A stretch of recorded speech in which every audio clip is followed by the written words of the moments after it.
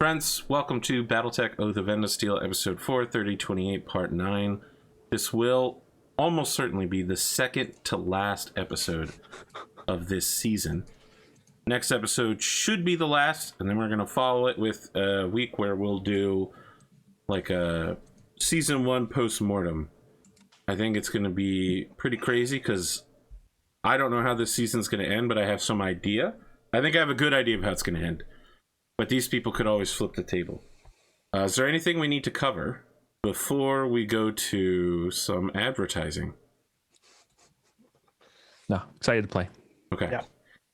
So the first thing we see is that sort of overly well-lit 25 frames per second distinct soap opera look on a television, where a Korean man has a hand slammed over a younger woman in a hospital room, and he says, "Yes, I agree with you. I am the handsome heir to this hospital and the fortune of the Binju clan. But I'm afraid that our relationship can go no further, miss. Yes, I spend all of my time donating my skills as a surgeon to children with cancer, and that is why I must turn down your advances." And then someone rushes into the room and says, "Director, it's terrible. Your father is dying." And he goes, "Oh no, my father's dying. I must go." And she says, "No, but wait, will I see you again?" And then the person says, "Director, it's actually even worse. Your father revealed that you have a secret twin brother who's actually the son of his twin brother and your mother's twin, which means that you are both twins. And even worse, that his uncle was switched at birth, so he's the heir to the medical center." And we can hear somebody walking down the hallway just saying, like, "Find the director and remove him immediately. I'm in charge now." And then it's like, episode 1 ends. Episode 2 next week. Will the drama continue to ramp up? Oh my god. Oh my god. This next ad was written and scripted entirely by NeoBuzzard, who also did the artwork of all of our mechs, including the Longtime friend of the channel, Amaris NeoBuzzard. mechs. Yeah. So just to be clear, I voice act this, but I had no part in any of the lines. It's entirely him. So if you enjoy it, let him know on Discord. We start with an animated scene of a battle. A lance of mechs are systematically cut down by one mech fading in and out of the screen. To solve a ghostly mystery, one legendary hero partners with a legendary team. A silhouette of a drop shuttle can be seen at the spaceport as the sun sets behind it. Screen fades to black again. Fade in to show the feet of a battle mech. The camera pans up. The screen fades to black at about knee height. And one dog? Ruby, Ruby, Roo! Music turns into Scooby-Doo, Where Are You theme from the 1970s cartoon. We see Scooby and the gang standing outside the spaceport, meeting the immortal warrior. Mike Zoinks there, Scooby-Doo. It's the immortal warrior. In the crossover of the century, Scooby-Doo and the gang find their biggest mystery yet. Immortal Warrior stars in Scooby-Doo, The Case of the Phantom Mech. We start with an... There we go. It's the crossover event of the century. Of the century. Oh my god. Yeah. Like Zoink Oh Scoob. my god. It's so good. Your Shaggy was great. That was him. That was NeoBuzzard's Shaggy. That was Neo? Yeah, that was him. Oh, shit. Yep. No, sorry. So good. I can't do that, that was Shaggy. amazing. That's not happening. Perfect. That's the kind of advertising we see as all of you are on your way to the Latour estate. Probably on like interior, video players in like your limo, Jasper, or your security helicopter, Lachlan. Who's going with who? So as you know, Lachlan, your wife is really big on never leaving anybody. Like, one parent always has to stay with the kids. So when you do your secret Baron conference, she's going to voice call in, but she's staying at home with the kids. So I don't know if any of you have escorts this year. You tell me. I can tell you something that I'm gonna do. What are you gonna do? Because my wife isn't here, correct? That's correct. Because this is before Christmas. Yep. Well, then I guess what I'm gonna have to do, talk to Anko.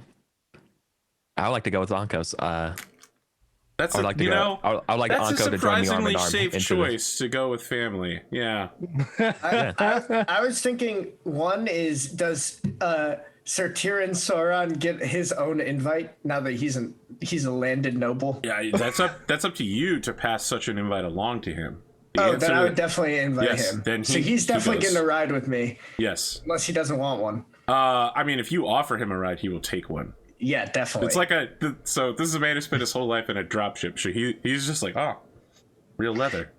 And then the other thing is, Lachlan will ask Leonara Hedberg if she wants to go to make up for the time years before when he didn't take her, even though she asked him. All right. Yeah, she listen, she definitely doesn't have the wealth at the same level of everybody else going, but she cleans up. There you go. Wow, it's been forever since we've heard about her. I wondered if she would be making a comeback. By the way, since we established that your kids were born in the morning hours after October 1st, technically they just had their birthdays a couple days ago. That's true. In fact, Lachlan is coming, maybe when he first gets in the helicopter, he takes off some birthday party hat or something. They were just having a party for the kids. Amazing.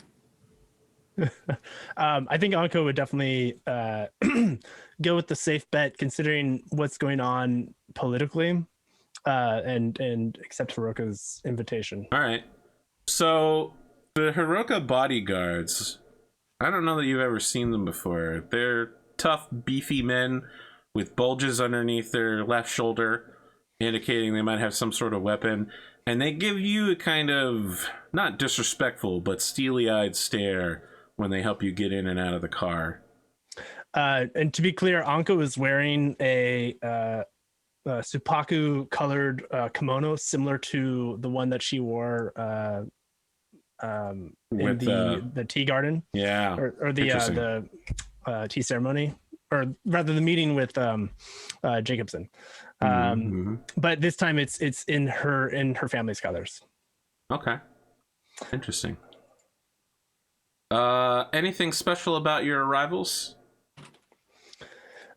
I think she definitely gives a glare to the guards for Big glare back. Yeah. As soon as you enter Lachlan McDougal, as soon as you enter the residence, you are beset upon by a slightly shorter than you, dark black, slick hair, business suit, kind of Wolf of Wall Street looking motherfucker who hands you his business card immediately and holds out a hand to shake and says, Badminton, Cecil Badminton, you're Baron Lachlan McDougal, right? I was hoping for a minute of your time to talk business. Do I know this person? No, you have no idea who this is. Although his card says that he's with Bauer Industries as a regional sales manager. I'm sure Lachlan would be familiar with that. I have no idea what that is. Yeah, maybe. He spent some time on Solaris. How much do you work on your own mech? I mean, he has tech mech. Yes. Okay, so Bauer Industries is a producer of mech and aerospace parts. Oh, sweet. They're firmly established on Tharkad, which is the capital of the Lyran Commonwealth. Gotcha. Yeah, so Lachlan will shake his hand and take the card and say, a pleasure. How can I help you? It's always more happy to about talk how to I can help you, my good Baron. I came out to the frontier here on the Federated Suns in order to spread the good word of Bauer Enterprises. As you know, our two nations are now closely aligned, and we can sell our military technology directly. I understand that your Black Knight is a true masterpiece, but the Magna Hellstar 2 that's on it, the replacements for that all come from your enemies. The Tarian Conquernaut, the Capellian Confederation, the Draconis Combine. You're not going to be able to find replacement parts anywhere. But Bauer Industries makes the PDVR Pile Driver Model 11D, which we can ship out to here at a very reasonable price our competition can no longer offer you.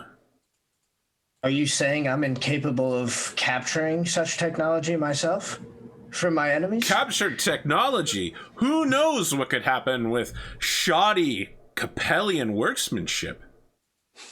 True. Taken off the smoking wreck of their horrible second-line Battlemechs? Is that truly what you want to put in your mech? Or What do was this you guy's name want again? Tharkad's finest? Sorry, What's this guy's name again? Cecil Badminton. Yeah, he's just, Lachlan's just gonna like smack his shoulder and just be like, I'm just messing with you, Cecil. I am absolutely interested in what you have to offer. I tell you what, I happen to be leading our fellow barons in an effort to grow and expand the trade into and off of Whittington. And I think we could make excellent partners in the coming times. Wow, fantastic. You know, I heard that you were good for business, but boy, are you good for business. He gives you a wink, a nod, a shoulder slap, and then he's just like, if there's anything else, just find me at the party. I'll keep you in mind, and afterwards I'll make sure that my people get in contact with your people. You'll be hearing from me, Cecil. You'll be at the top of my call sheet. Yeah, and then I think like as Lachlan turns in, like I mentioned this the last time, but like unlike the usual Lachlan where he would kind of always just be in that mode where he's like schmoozing and networking, he kind of has like this moment where you see him kind of like deflate a little bit, like he's just kind of like worn out, and then like take a big deep breath, get himself ready, and then head off into the party. As you leave Leonora and Sir Tyr Sauron, Tyr is like, everybody's like, who's this new knight? And he's just like, wow, look at all this food. It's fresh. I haven't had fresh food in years. Yeah, Lachlan probably before leaving was just like, yeah, and you two just enjoy yourselves. Like, let me know if you need Look, it. Leonora knows what's up, but she couldn't get invited to something like this without you, but she knows what's up. She immediately begins building contacts among local business people for your mech business. But Tyr is basically just like, wow, I'm just glad to be here, guys. So glad to be here.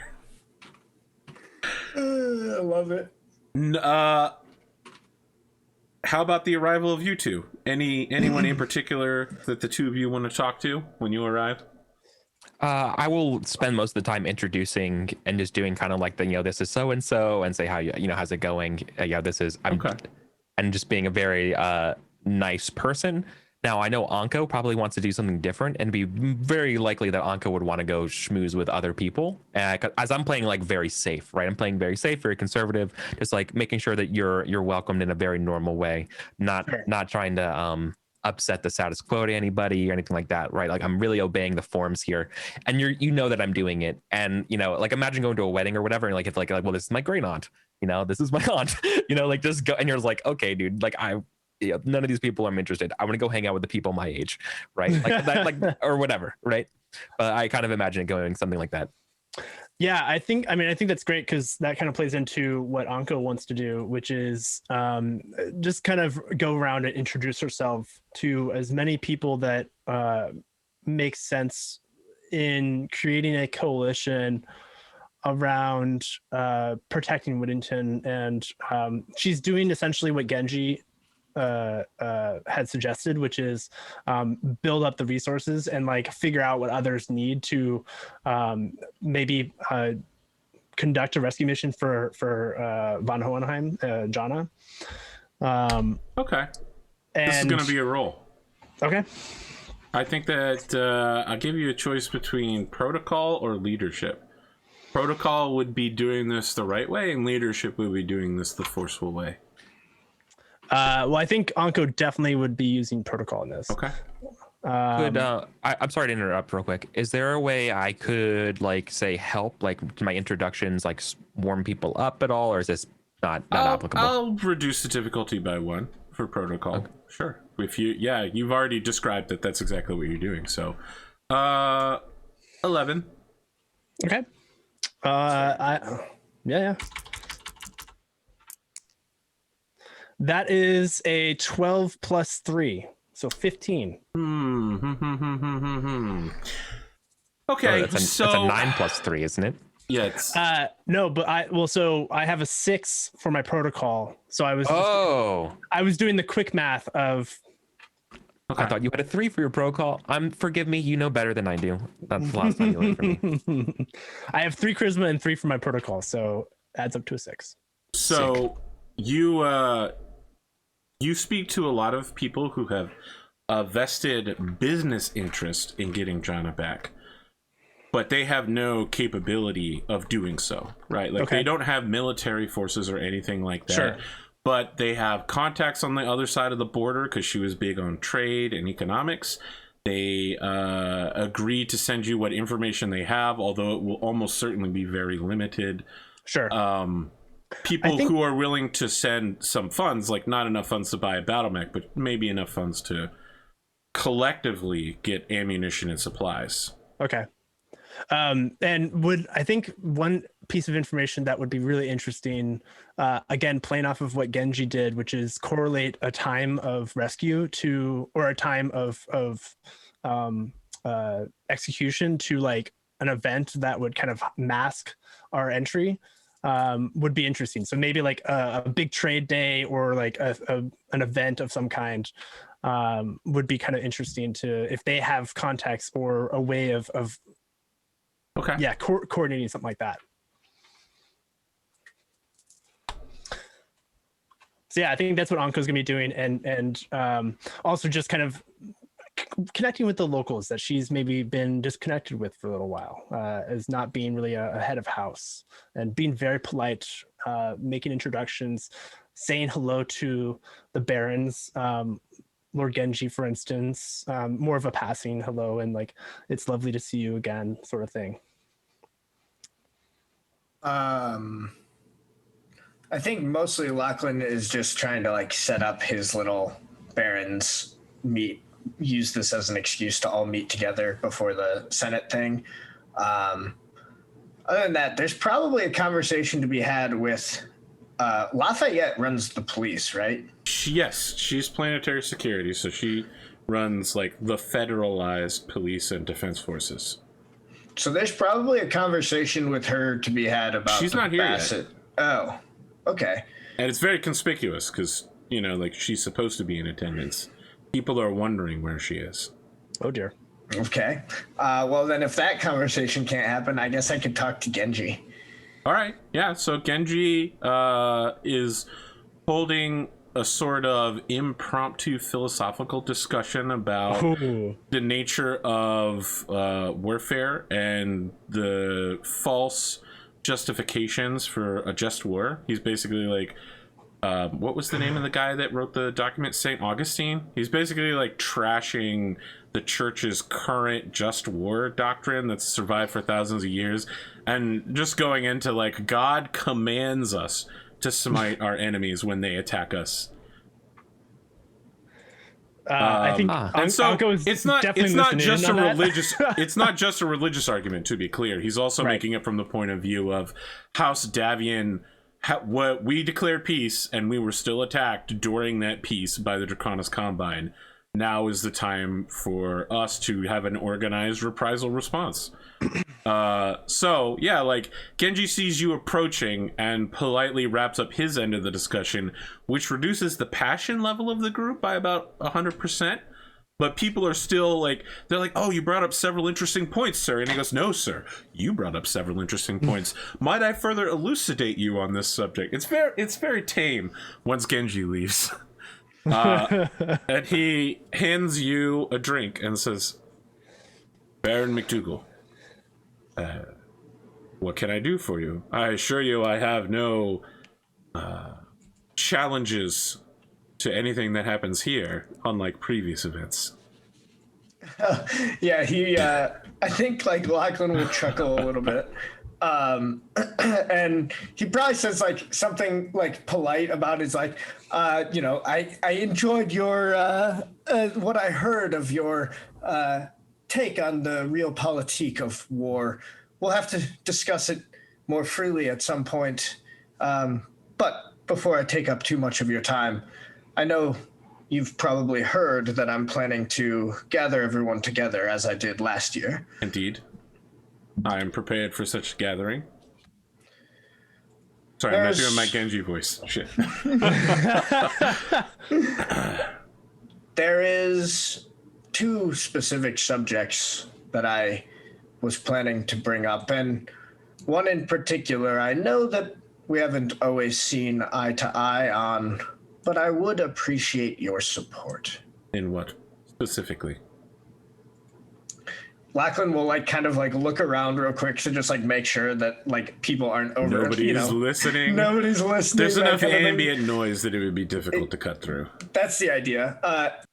And he'll say, I'm going to propose a closed session for one singular motion.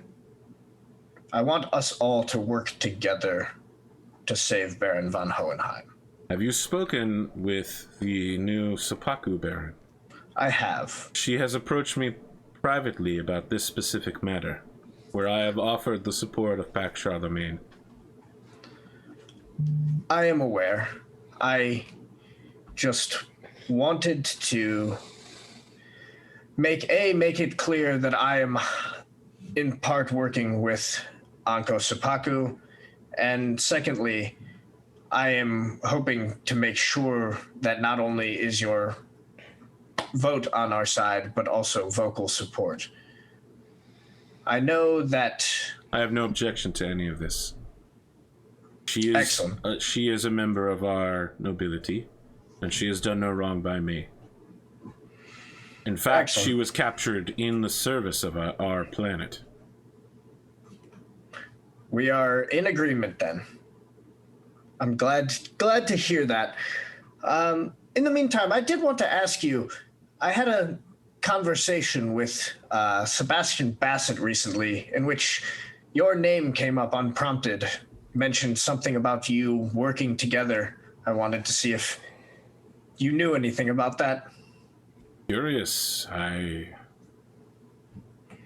tried to have as little to do with Sebastian Bassett as possible. In fact, I haven't seen him here tonight. Good to know. Well, keep an ear out. He did mention something about the senior membership of our barony, yourself and Lafayette, something about experience.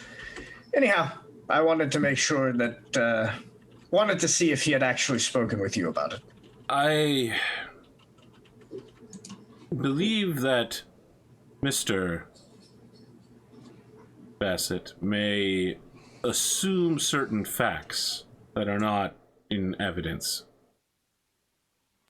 I think that's safe to say, yes.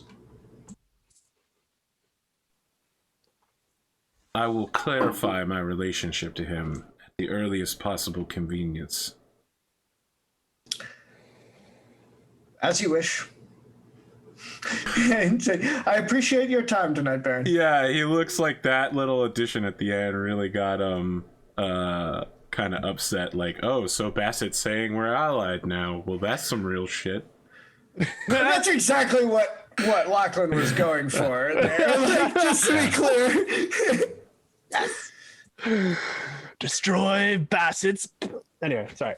Nope. If he couldn't have the conversation with the cop about potentially taking taking Bassett to court, he's gonna at the very least undermine any potential allies before they start. Anko, you are approached by a vaguely familiar-looking-ish man. So right now they're playing 30th century fusion jazz, and this guy looks like he walked out of a 30th century fusion jazz band. I mean, we're talking tailcoat. He's got the tap shoes going on. He's got a hat with a white band around it and a feather sticking out. Oh, hell yeah. Yeah. I like it. Yeah, he's styling for sure. And he goes, Baron Seppuku, Jock Swift here, local military historian. I don't believe we've met, but I was hoping for a minute of your time. No, I have not met you. Please. It's a pleasure. It is a pleasure, isn't it? I wanted to talk to you about your new Battlemech, the Dragoon AEM-001. Yes, it is quite the piece of technology. Yeah, piece of technology, but also a piece of history. I was hoping you might be interested in bringing it down to the next Amara Civil War reenactment. I'm a member of the community down there, and they're very excited to hear what you have to offer. The Seppuku documents, the Helm memory core that's starting to make its way around the inner sphere. All of this is some great knowledge. This is some good stuff. Actually, sorry, I don't think the Helm memory core has happened yet. Let me double check this. It happened in April 3028.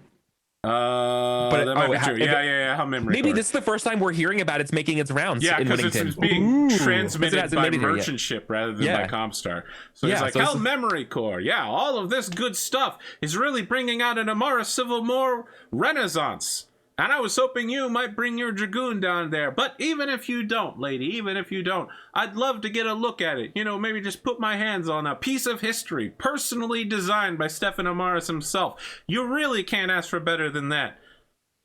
Can I get like an understanding of intent here of like just knowing? Okay, so Anko is going to be very polite in this, no matter what she does.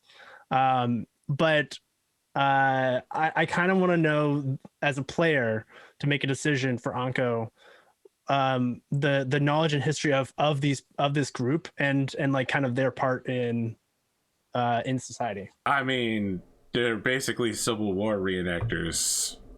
So they're for a literal civil war that actually happened in this in the Battletech universe. Yeah, hundreds and hundreds and hundreds of years ago. Yeah. Okay, and so they're nostalgic for they overplay all the sides of the war, right? Like there's Kerensky as this lone warrior general, Amaris as this insanely brilliant politician, the generals on all sides falling, the nobility of the soldiery, the lost technology of the time. When you let me ask you this, I guess, like from the perspective of Anko, how do you not bring up the Black Watch? Everyone loves the Black Watch. The Black Watch is literally a company. It's one company of Battlemechs. Yeah. And there's hundreds of regiments of Battlemechs. And you're like, what about this one specific This is an one? in-canon argument that people have all the time, but it wasn't for the Highlanders, Earth would have been lost. It's like literally a constant constant argument between Civil War historians. The Royal Black Watch were not part of the Highlanders at the time. They survived the nuke. No, the Royal Black Watch is the thing I'm talking about. Yes, the ones who survived the nuke. Yes, the Royal Black Watch, when they were destroyed, their survivors ran back to the Northwind Highlanders where they were recruited from. Sorry, I got them mixed up. You're right. Forgive me. No worries. I was just enjoying my popcorn while I watched that little lovely. Now they are spoken about, but no one knows that the Royal Black Watch still secretly live as the Royal Black Watch Company inside the Highlanders. And all you know about the Highlanders right now is that they're a top-tier mercenary company for the Capellian Confederation, and they're currently kicking the ass off of the Federated Sons. Oh, that's not great. Yeah, I mean, they're a top-tier company. We'll hear more about them shortly, though. Okay, so from Anko's perspective, she's a very busy person trying to do a million things at once right now. Yeah.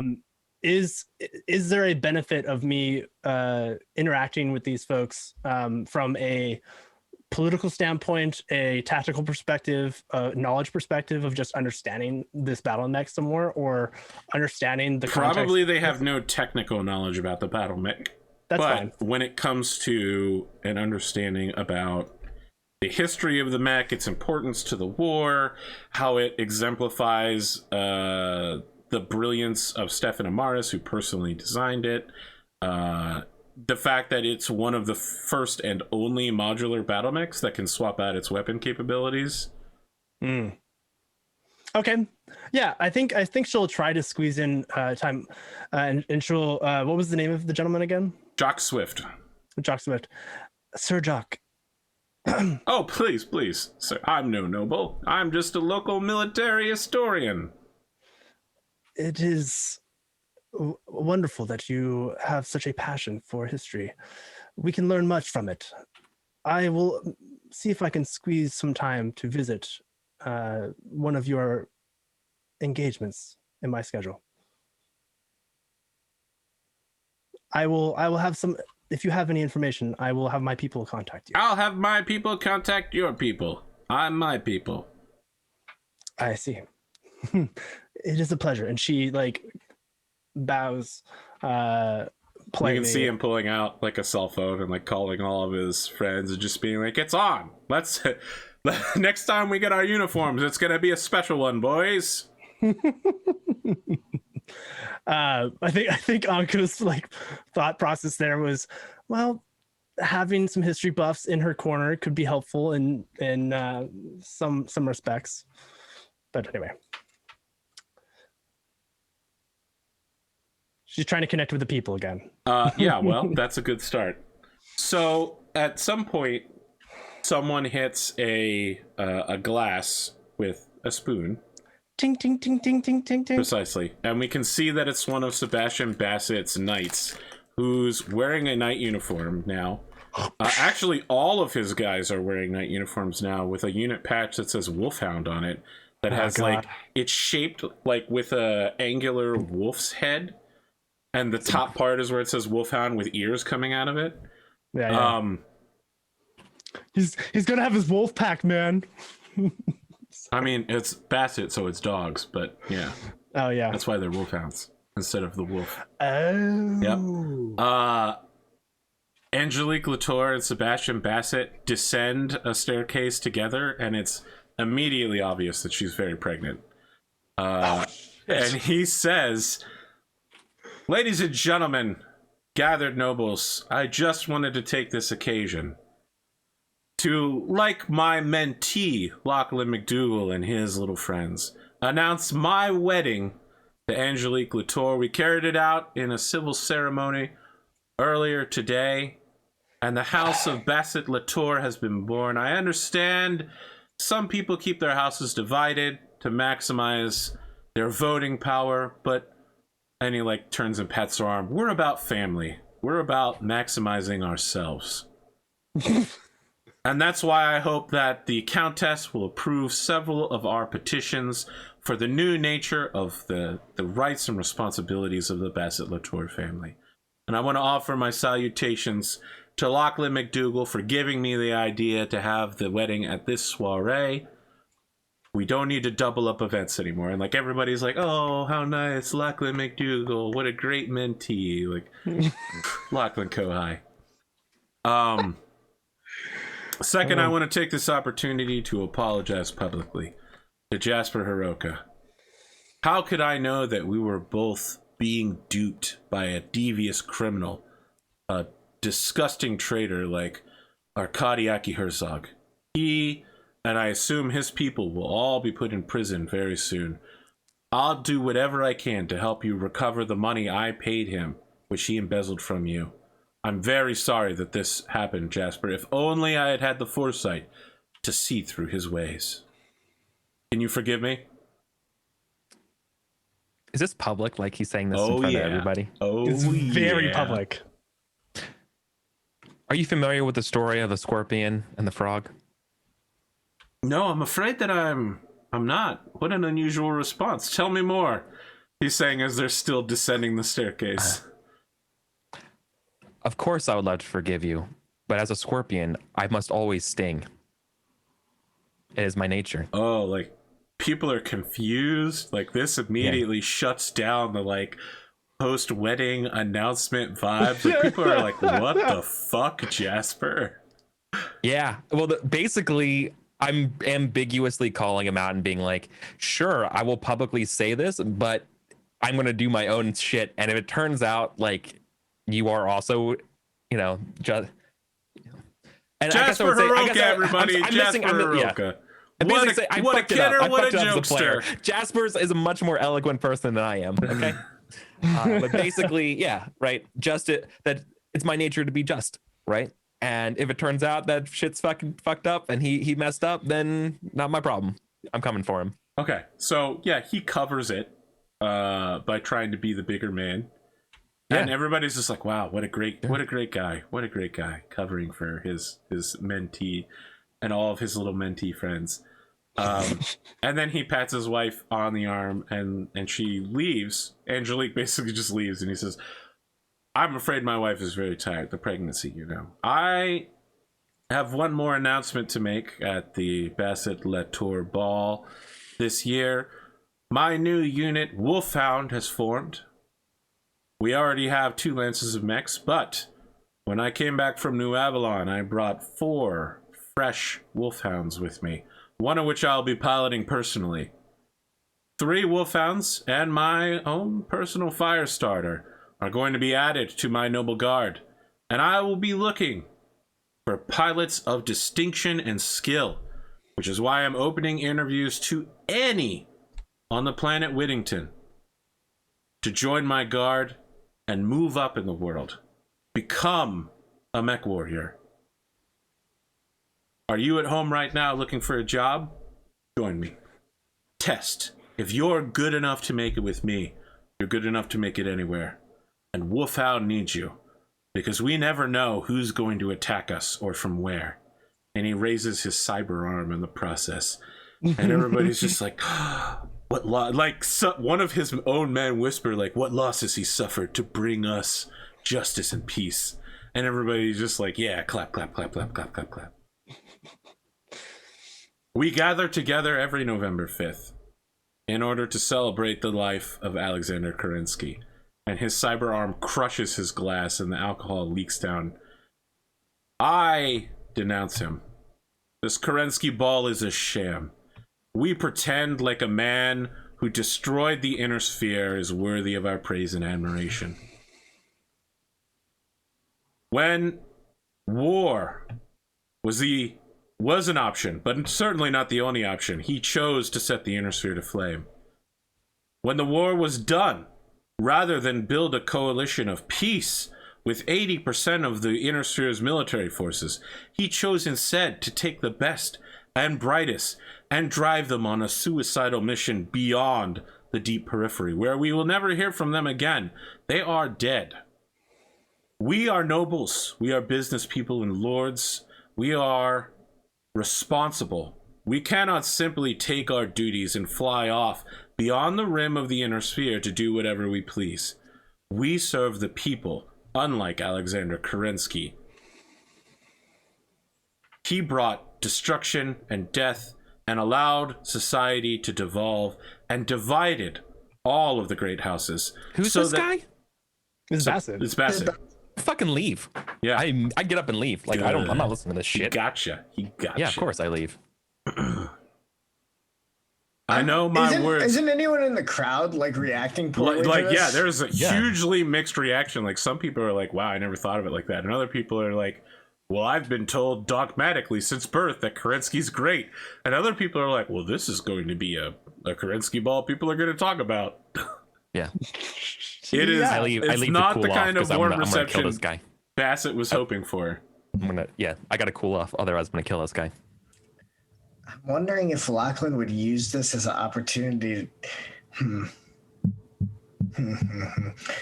So right in the middle of his speech, someone comes up to him and hands him a note, and he says, just a moment, please. Just a moment.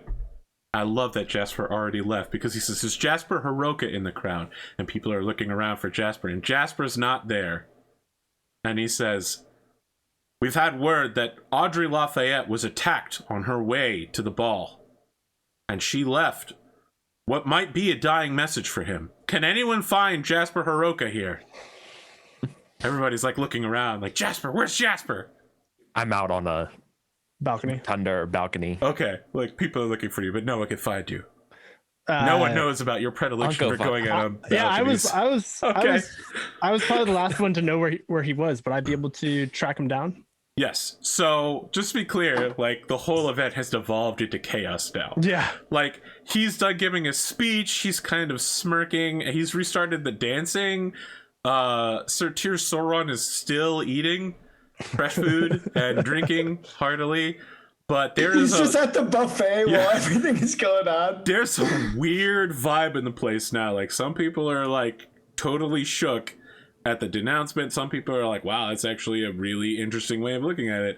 Other people, no one else has left like Jasper, but several people look like they're waiting for the opportune moment to be like, all right, well, I'm gone. Yeah. I don't want to be part of this. Out of curiosity, what is Genji's reaction? Because if I recall, he's a fan of Kerensky. Is that right? Genji doesn't give a shit about Kerensky. Genji is just like, well, this is. Genji is upset at the idea of the disruption of the event. Yeah. He would have wanted to have a Kerensky ball that involved Kerensky, if only for it to be Kerensky-ish. Now he's like, well, this is not traditional at all. That's kind of what I was thinking. Okay. Maybe I was thinking Genji is complaining about people causing a ruckus at the Kerensky ball. Well, you made it about your wedding. You made it about your wedding, sir. Yeah. Well, I think Anko will find Jasper, and also like as she's walking towards where she thinks Jasper is, will pull one of her people aside and just say, please look into Lafayette's condition, or please look for Lafayette. Send some people out. I have something that I actually want to do while like this like commotion is going on. Okay. Lachlan would like to try to like subtly. He wants people to leave with the impression that like something is wrong with Bassett. Like something's not all okay. Like something's going on with him ever since he like left the planet. Like he's coming back and he's merging the houses together and he's talking about Kerensky. Like what's going on with him? Something must be wrong with him. Something's weird here. Wow. Are you like how? Spreading whispers? Is this active rumors? or is this passive aggressive? I think that this can only be called active aggressive. Okay. All right. But he doesn't want it to be able to be traced back to him. So like that's going to increase the difficulty significantly, given the way rumors work. Correct. But basically, yeah. I mean, the main goal here is to be having conversations with people where that's like what they walk away with, but they think that it's their own idea, right? So yes, it's much harder. But that's what he was trying to do. I believe that this would be intimidation. I was thinking intimidation specifically calls out influence. Oh, it wouldn't be protocol, like knowing how to talk to other nobles in this fashion. No, I don't think it's protocol to manipulate people into hating him or questioning him. I mean, he did just break protocol as well. What does success look like? You're trying to get people to be suspicious of someone else? Yeah. I want people basically. It doesn't sound like protocol to me. Yeah. But I don't think it's intimidation either. I mean, it's either intimidation or acting, I would think. Yeah. We're trying to coax something out of people. So basically, it's like if I was going to call this a skill, I would call it gossip, right? It's like the skill of being able to talk to other nobles and have them like. I still think it's acting. That's con artistry and performance, so it's not surprising. Okay. Acting actually seems like it makes sense. And as I said to you, Sam, I just wanted to say it for our audience. You're surprised that someone in the Battletech universe, or just someone in general, could be a hypocrite about things. Shocked. I'm shocked, AP. Listen, Genji is a man and he has many fine qualities that I know of, but he is also a stick up his own ass. So what's my ob here? Maybe I should spend some XP. For acting, so just to get the idea kicked off will be a 10. If you want it not to be traced back to you, I'm gonna say a 14. Okay. Well, let's see how this goes. And just to be clear, if you get less than a 10, you'll fail totally.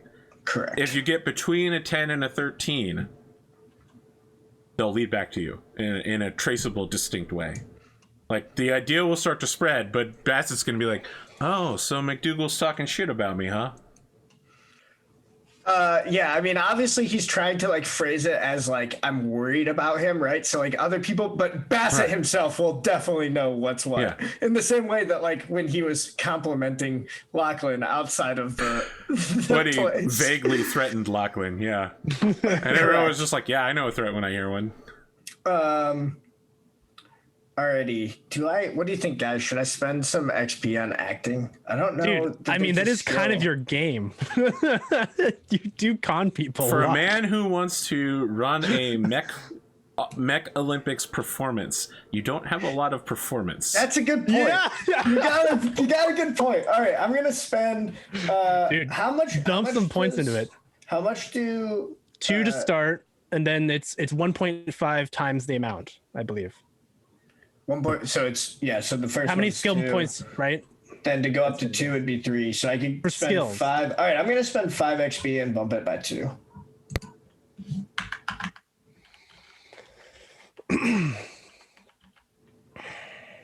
Oops. What's your new total? So I have a total of 2 acting and 4 charisma for a 6. Okay, so you need to hit a 4 or a 8. yeah. Alrighty. You got this, buddy. That's a 6. You hit just inside the danger zone. I will go ahead and re-roll this 2 with some edge because I got 3 of those suckers. Oh. Nope. I mean, it doesn't change anything for me. That's why I rolled it, right? Because I'm still between the 2. I mean, the hope is that you got above. So It's gonna trace but back to you. But what I'm saying is it was a no risk edge because getting the 1 doesn't hurt me. Right. So you begin spreading poison in the ears of the gathered. I want to hear about Anko and Jasper before we cut to Bassett summoning you all for the Barons meeting. Yeah, so I guess set the scene where you are, Jasper. Balcony, angst, longing, looking at the moons. Moons? Okay. One Moons. moon? No Let's moon? say moons. Moons. So I kind of imagine like as like chaos kind of erupts, like there's like more raucousness and less, you hear less music and more just like loud chatter. And Anko appears as you're looking out in the distance behind one of the curtains, from behind one of the curtains. And if this was a musical, I would have had my own number, and then you show up at the end as you like rush through, right? It would be that exactly. one song in every musical that everyone hates and doesn't want to talk about. You got it. Yeah, exactly. Yeah, that if it wasn't in it, otherwise the movie would be perfect or show would be perfect. Yeah, exactly. You got it. Yeah, I think the camera, like as it finishes the musical number, it pans around and you just see like Anko appearing into the scene. And like she's blurred out in the distance. She comes into focus and she walks towards you. And she grasps like kind of this part of the arm and Jasper, it seems Lady Lafayette has been attacked on her way to the Krinsky. What? I sent some people to look into it, but how could this be? I mean, we must act now. With what? Whatever we have. I need a phone call. I need to make a phone call. Our mech's ready. I mean, I think she follows Jasper, but she's still like, Jasper, what do you mean? Like, act on what? Who? To who? Lady Lafayette, do we know where she is? What intel do we have? I guess AP. Time is of the essence. Yeah. This is a new musical number called Time is of the Essence. As the two of you run around and there's like dozens of people in the background wearing your liveries. Yeah. So yeah, exactly. It's like we're doing a dance of like going back anyway, of trying to find information. So yeah, I did send out some people. I don't know if I need to do a roll or anything like that. So all that you hear from them is that Bassett is the only one with information. Okay. What do you mean he's the only one that... What? He's the only one with information about this. You do both receive summons, as does Lachlan, to the Barons meeting. In the Bassett Latour Mansion's secret, like, stronghold. I think what Anko does is she has... our... Protocol-wise, are weapons removed in this ball? You are allowed to carry ceremonial things like a ceremonial laser pistol or ceremonial sword. Does my family sword count? Yeah. Okay. So Anko would have that tucked in a place that she's able to get out quickly. But it's not like presented because she's wearing this is sounding really dangerous, but okay. Do I have weapons on hand? Yeah. Yeah, I know. It's more of like she's very suspicious, considering that Bassett is the only one that has information on Lafayette, and there is suspicion around Bassett amongst our crew, all sorts of things. So she's preparing herself. I mean, the thing is, something. most of you have not shared your suspicions of Bassett with each other yet. Oh, I thought there was some conversation around that. I don't know if it was played out. I don't know that any of you have ever explicitly shared the pieces beyond Anko sharing some with Lachlan, but Lachlan's not direct knowledge of his possible crimes has not been shared. Jasper is mad about this Kerensky thing, but hasn't told anybody yet. Like, I left. It's pretty obvious. Yeah. But you're right. I haven't. If someone gets up and leaves when you start putting out a political opinion, you can generally pick up why they did that thing. I'll buy that. So do you all head to the meeting? Yes. Oh, yeah. Yeah.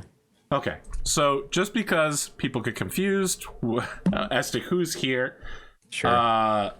Sir Irwin is in attendance this time around, but it's clear that he's standing at the back and making no attempt to discuss anything. Jasper is present. Lachlan McDougal is present. Anko Sapaku is present. Yohei Genji present. Angelique Latour is not present.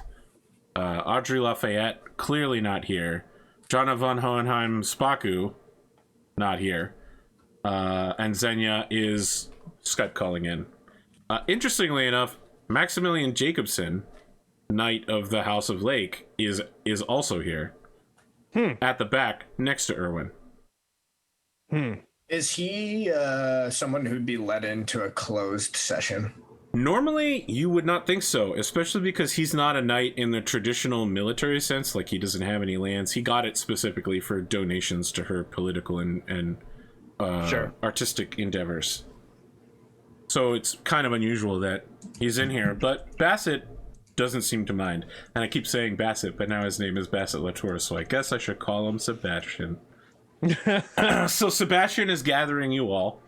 And he says, now, I know the first thing that you all are going to ask about is Audrey. Public security, as is their prerogative, is not releasing any information about this. I only have contacts from my time in the Office of Special Investigations, and because she was supposed to come here. She has been injured. She may be in critical condition. It's not clear. She was taken to a local hospital. We do know that she was writing a message about her frustrations with Jasper, and then she was attacked. It was a voice message. She was narrating a memo to herself, and she appears to have identified her attacker in the process. I think like there's a Who's the an air attacker? of yeah. She didn't scream out the person's name. She said, it's you. And like he starts handing out a transcript where she's just like narrating to herself, and she's just like, I don't know who to dance with tonight. I guess Jasper. Like, is that appropriate? I don't know. He's so goddamn frustrating, dumping me at the altar. And God help me, I like his wife, even though she clearly shouldn't be involved with me. Like, is it appropriate for me to dance with him? I don't know. This is so weird. As soon as she comes back, she's going to want flying lessons from me. And then we hear, like, the sound of tires popping and a car sliding, and she's just like, what the fuck? And she steps out of the vehicle, from what we hear, and she says, You're the one that... And then we hear, like, a bzzz, and then, like, a gunshot. And then that's a Bassett was here late. It's him. It was him. Bassett was in the house the whole time. It was Bassett. Bassett has a body double. He's got a clone. Bassett's got a clone. He's got wolfhounds. I mean, come on. It's always Bassett. We know. He's the big cat. It's Bassett Get it, Latour, Bassett, guys. you're a furry. Yeah. It's fine, dude. No. He's always Bassett. Latour has lost any respect. No, anyway. She's been victimized. I will save Latour. Yeah, so Genji is just like, this is clearly the work of the internal security force. Or perhaps that criminal Arkadiaki Herzog, he and his foreigners are clearly acting as an arm of the Draconis Combine. There must be immediate reprisals. Let us not jump to any conclusions. But yes, there is certainly much to be done here. If any group is willing to attack our noble houses, especially during this time, we must act quickly and find the culprits. Anko, Sebastian gives you the most condescending smirk you have ever received from another man. And he says, right, but that's what I'm saying. Like, he is giving you the smirk of a lifetime, and he says, oh yes, we must always act to punish those who attack other noble houses. I agree with you completely, Anko. I think she gives him like a death glare of even a wolf will hide in sheep's clothing to pretend they mean nothing. He points to his unit patch. It says, that's what the wolfhounds are for. The sheepdogs to help the shepherd take care of the flock. That's what we nobles are we not? We're here to keep the wolves away. Would you not agree, Lady Seppaku?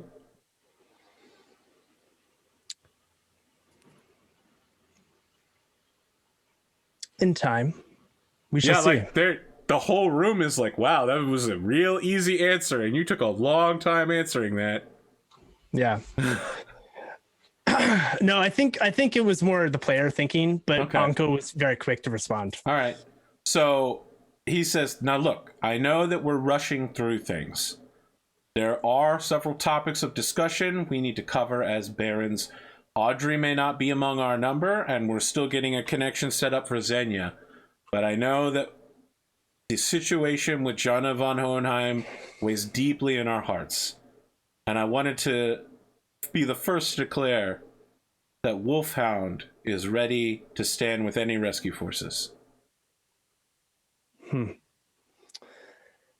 As are the I think Lachlan is I should say the Knights of Endosteel is what we would be called, right? We'd call ourselves the Knights. Lachlan is maybe going to smirk a little bit, and he will say, no, I don't think he says anything. He just like gives like a real like. Yeah, Genji looks at you, eye contact, and is like, "This is the actual last person to declare." Yeah, exactly. He just doesn't say it, but he rolls his eyes. And it's also like I mean, there's no possible way that these guys are like well-trained mech pilots, right? Because he's been training them over the last like year. Yeah, so, they're not well-trained mech pilots. There's a bunch of like half-trained assholes in mechs. So like they're all like, "Oh, cool, thanks. we're so glad you're on board." Is there like a kind way for Anko to state that that is the job of the Knights of Endosteel? It is good for your pups to spend some more time training with the sheep. I mean, he turns toward you and says, "What the fuck? Someone who's been Baron for 10 minutes is gonna call my knights pups?" Does he actually say that? Yes. Yeah, like he's fucking shocked. You're in his house insulting his noble guard to his face when he just offered you free military access? Yeah, he's completely shook, and whatever politeness he may normally feign is gone. Yeah, I think Lachlan will step in here. He'll just be like, now, let's try to avoid contention between us. I appreciate your offer, Sebastian, and understand it was made in good faith. I'm sure there's a role that everyone here at this table can play. That's why I wanted everyone on this table, at this table's support. I've already begun working with the assets that my house, as well as Seppaku and a few others that I've been able to get on board. So I have access to, is it a drop ship or what kind of ship do I have access to? You have access to Sir Tyr Sauron's dropship, which is a Union class salvage vessel. It could technically carry up to a dozen mechs and 2 aerospace fighters by itself, but they don't have enough mech bays So repairs will be difficult and they'll be carried like cargo, so you can't combat drop them. The ship will have to physically land and offload them as if they were cargo. Yeah. So I think like Lachlan will say something to that like to that nature, where he'll like describe like that he has a ship, and he will be like, however, this is really not an adequate invasion ship. Moreover, we cannot fit your esteemed company. I need everyone else to help me come up with ideas. We need to secure more sufficient transport. We need to secure resources, in short.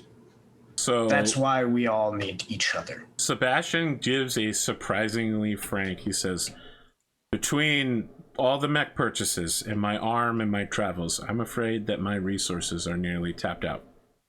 I'm going to take some time to recover. I can offer military equipment only. And then he turns to look at Anko and says, only military equipment. I think she gives him like a smirk and a bow, or like a I guess it would be in her way a condescending bow. Wow. Maximilian Jacobson steps up from the shadows and says,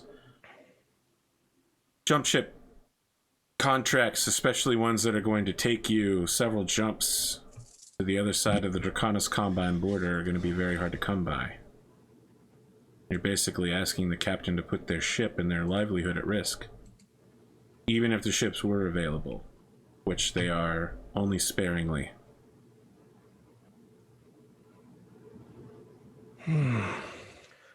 I'll be honest with everyone here.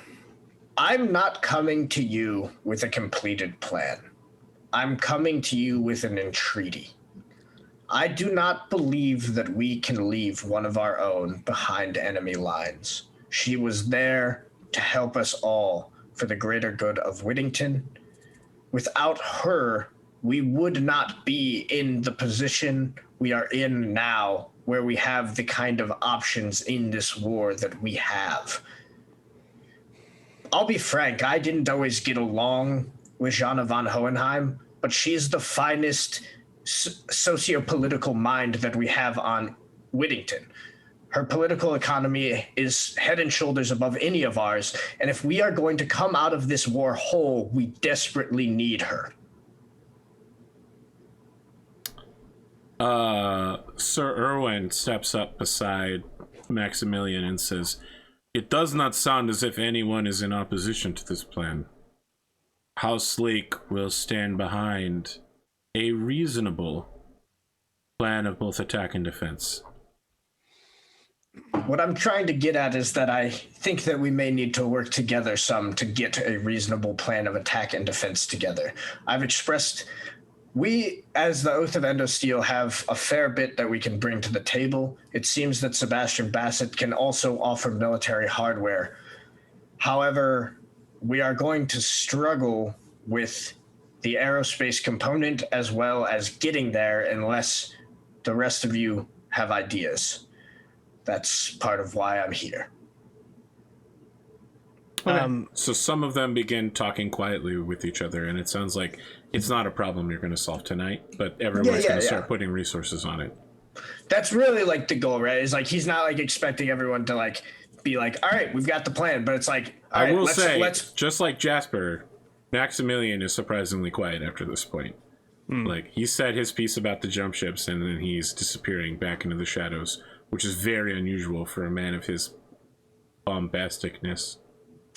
I think would it be fair to say that Anko kind of understands why?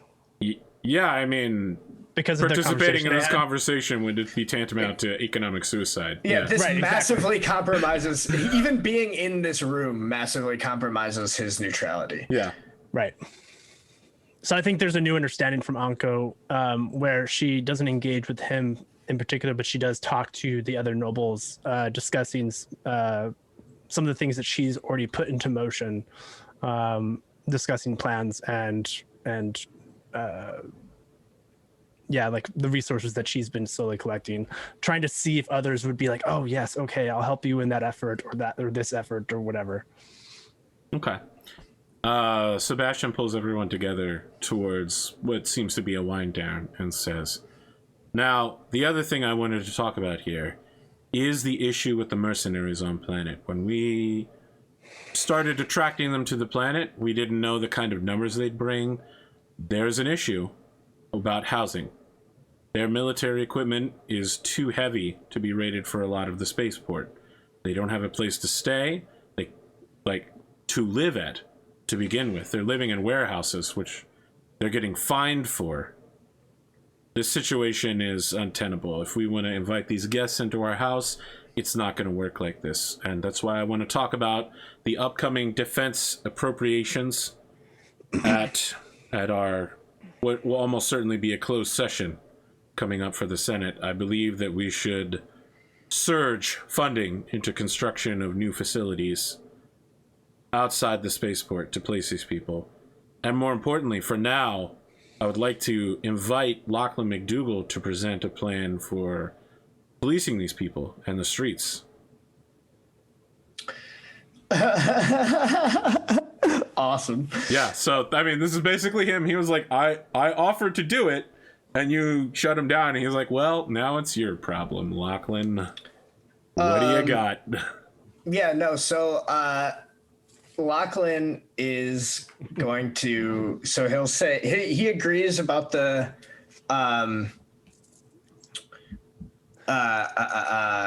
Defense spending. The defense spending. Okay. And so what he's going to say is, he's going to say, I propose that we make use of the Federated Suns legal system to force the mercenary companies to take their own liability upon themselves and police themselves. As you say, they are susceptible to fine. They're susceptible to all sorts of different economic method to encourage better behavior. Before we increase militarization of the police in order to combat them directly with force, I think we are better off trying to take a more delicate tact and see if we can't incentivize them to behave better. So he nods and strokes his 5 o'clock shadow and says, you're willing then to deputize these people within your environs to police themselves? It's hardly deputizing them. It's no different than the kind of private security that already exists on corporations all across Whittington. Yeah, he's nodding. It's just surprisingly wise. I hadn't even thought of that. I appreciate it. I think there's an Anko nod. Yeah. Does anyone have a problem with this? I hadn't had a chance to run it by anyone. I appreciate Sebastian for bringing it up, but it wasn't entirely a completed plan just yet. I had meant to bring it up later. I would be remiss if I didn't mention that my wife was really looking forward to the kind of contracts that would come with building proper military storage facilities for these mercenaries. Something rated to their equipment level. I see no problem with building storage facilities as long as we are focusing on the main goal of these spending packages, which are to build up Whittington's ability to resist in this war. That seems to fit within that policy objective. Yeah, Bastards just keeping his eye on the ball. Yeah, Lachlan, there's probably like some talk about factories, right? Like, because that's like Lachlan's whole thing, but I'm sure everybody's heard enough about that from him, so, you know, he doesn't focus too much on it. God, I don't know if I want to have Sebastian push Jasper at this point.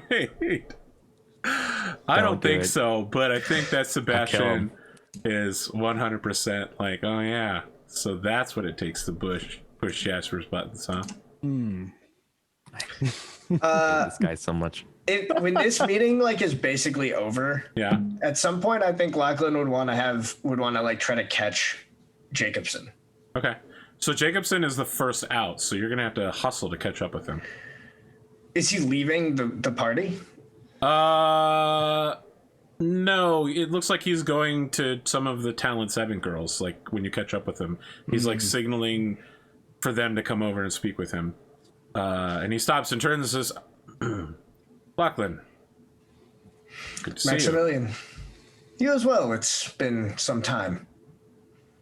So just to be clear, he's setting this conversation up as if you haven't just secretly been in a room together. Yeah, exactly. I stepped away from the party for a bit. Where were you? Oh, just catching up with some old friends. No, nothing too serious.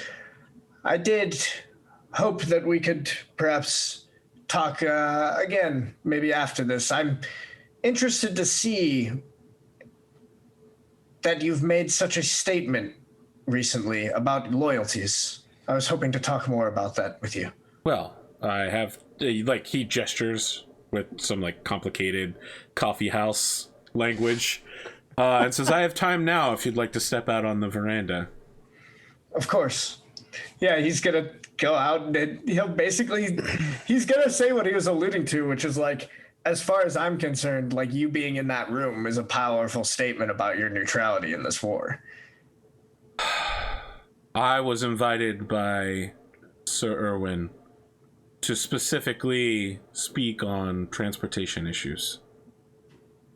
I have a private jump ship, of course, but for it to be used in this, it would need pirate IFF. The risk would be incredible to me, and he has offered me several exceedingly enticing endorsements that may offset the risk, which again is enormous, losing the entirety of my Draconis Combine business. I can provide some military transport. I'm still thinking it over. I would need to be of a greater level of assurance than I am now about where you stand. Losing a merchant class jump ship is no small thing. I understand. Honestly, Maximilian, this level of involvement is much greater than I was expecting from you. There's a reason I didn't come to you myself. I understand your position. However, I think you have already made your decision. I think by showing up, by taking the invite to be seen by the entire group of barons in that room, you know that the decision's already made. I would prefer that you don't make my decisions for me. I like to keep my options open. Very well, very well. I wasn't intending it to be any kind of coercion or anything. I can offer tentative support to this plan. Tentative. Contingent upon a more seriously fleshed out plan. Of course. And then only because I trust the word of Sir Lake Reincold, who is offering incredible enticements for this. He cares deeply for the fate of young Baroness. It seems that we are on the same page. I'm glad to have you tentatively aboard, Maximilian. Yeah, so I guess like what I was kind of getting at, and I don't know, maybe there's just simply not a role here, is like Lachlan was basically trying to kind of like push the issue of like everyone saw you, man. Like it's going, like the Draconis Combine is going to know you were in that room. Yeah. Like that this is a reasonable role to make. Make a negotiations check. Cool. All right. I have a 5 in negotiation. Okay. I think you're looking at an 11. You've made a very strong case. Yeah, ooh, that's a 9 plus 5. All right, so he leaves troubled by your words. And to be clear, like I don't want the implication to be like Lachlan's going to like leak this. It's more just like the Draconis Combine aren't idiots. They're gonna figure it out. Yeah. I mean, his whole thing is that he wants to cover all of his bases, but he understands that there's even just being involved in this at the lowest level has put him at risk already. Cool. But now he's thinking about that risk and thinking, but what if I do good? Yeah. Is there anything the rest of you would like to do in the wake of the Kerensky ball? Go ahead. I was going to say, I think Anko wants to visit Lady Lafayette in the hospital. Okay. If she's able to be received. She's in critical condition, so they're not going to Probably let you in. Not tonight, Okay. at least. Okay. I think there's maybe like Anko would also call the Knights of Endosteel together to break down what happened tonight. Okay. Before that happens, like as it's happening, Jasper, you get a call from a block number. Oh shit! I guess I answer it. Okay. The person on the other side says, "Is this Baron Jasper Hiroka?" Listen, you're calling from an undisclosed number. Announce who you are. I'm hanging up in 5 seconds. We've met before. I'm with Planetary Security. Brought you in for an interrogation one time. Audrey Continue. Lafayette is my cousin. Okay, you have me. This is Jasper. I'd like you to come down to our offices. There's something we need to discuss. Something has happened. Beyond just an attack. Alone. Don't bring your bodyguards. Or bring somebody else's bodyguards. Okay. I see. Oh fuck! They hang up. Is this like with Anko in the car as you're driving away? Because we came together. No, because this would have been after. Okay. And honestly, I'm not sure how much we're going to play at this, but like if this is the closing scene, it would be Jasper showing up at Lachlan McDougal's estate. Well, we got a half hour. Yeah, we have a half hour, Okay. so it's We not have the 30 closing minutes. scene. We could It still have been so good though. That We could would've so been- good with that Lachlan would've open the been door. perfect. we could That still would've been- show up at Lachlan's estate with you know, Something, yeah. Bonko in tow. Yeah. Okay.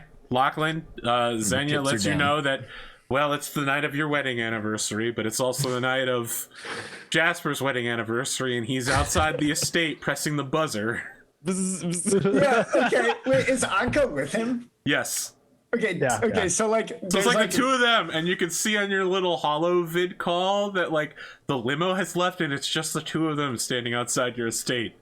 Xenia is just like, this is so weird.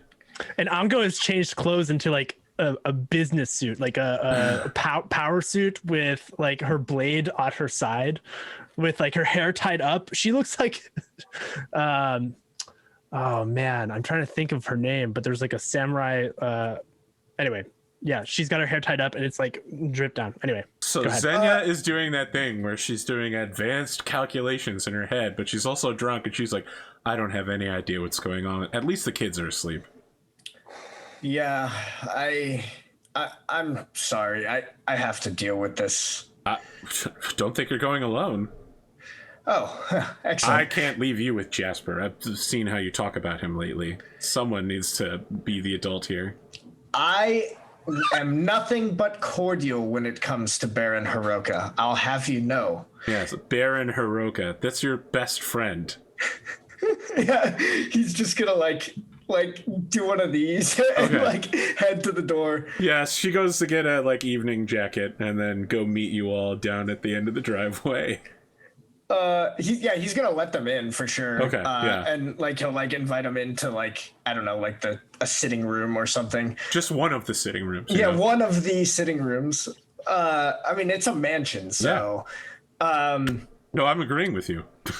And then, or actually, you know what? Like, Lachlan will have them come to the quote unquote office. And I'm gonna say that because it's decorated as though like nobody has changed any of the decorations for 40 years. And so the implication here is like Lachlan still doesn't really feel comfortable redecorating his father's office. Yeah, so he'll like welcome you guys in. He'll ask if anyone wants a drink. And he's polite, but maybe a little bit over formal. And then like once everyone's settled in, he'll like kind of sit at the edge of the desk, like instead of just sitting behind it. You're leaning back on it. Yeah, exactly. And he'll be like, and you cross your legs slightly. Yeah, exactly. And putting both hands on the desk, right? He's like, what can I do? So, what's brought you all the way out here so late at night? Master McDougal, I've received a very disturbing phone call from someone who would like to be anonymous. Although they're not that anonymous. They physically identified themselves. I know. They didn't say their name, but they identified. I'm giving them the idea that it was a block number, right? Okay, yeah. And I want me to go ahead. Sorry. Something happened down at the station downtown. I can't bring my normal body to guards, which leaves me with very few people I can trust. I mean, Xenia is just immediately like, "Oh, we have a helicopter ready to go, and our bodyguards are very nice." And I want to emphasize the dramatic pause before I say someone I can trust, and I look at you. Oh shit! Lachlan? Xenia turns to look at you, and there's little hearts popping out all around. My hat is in my hands to you, Lachlan. and I think, you know what I mean? Like, I am submitting. This is Jasper submitting that I don't know. I have no one else to turn to. I think there was like a moment of pause where Anko like meets the eye of Xenia, and we're both like the lady talk of, oh. Yeah. I think Lachlan's, you had me, dude. Lachlan, his expression goes through like a lot of different stuff. Like it's obvious that like one part of him wants to just be like, no, fuck you, get out of my house. Yeah, but he would. He like takes a deep inhale breath, and like he didn't get himself a drink originally, but like turns and like gets himself a drink and like takes a big sip of it and just goes, "Is it the Aki Herzog?" I don't know, but likely. My intelligence on this is poor, and time is of the essence. Very well. Yeah. The song reprises. We do a second musical number right here. Time is of the essence. It's like we have you Lin-Manuel Miranda, right? This is shit. I better make some calls. We'll want to isolate the ones that are on the station. There's trouble that they can get into. I made sure that they were in positions with lesser influence, but if you say you can't even trust your bodyguards, whatever they're doing can't be good. Are we going now?